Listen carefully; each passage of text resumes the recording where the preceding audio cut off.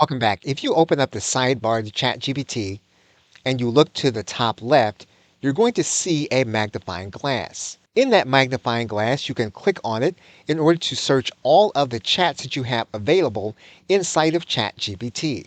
You can search this area for all of the previous chats in ChatGPT.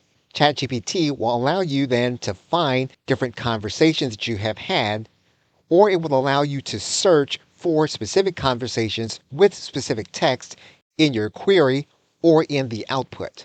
And so if you have a word that is commonly used, you will be able to find the specific chat and the place in that chat where that word was actually used. In some cases, where you have used a specific website in your query or you have received it in your results, you can look for that website in your ChatGPT account by typing in the URL. When you hover over the result, ChatGPT will actually show you the date of the actual result. And as you can see here on the right side of the menu, you will see the date of the result.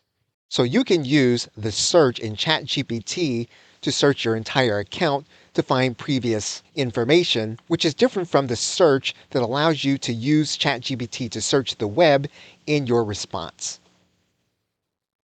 Okay, so with that, thanks, and I will see you in another video.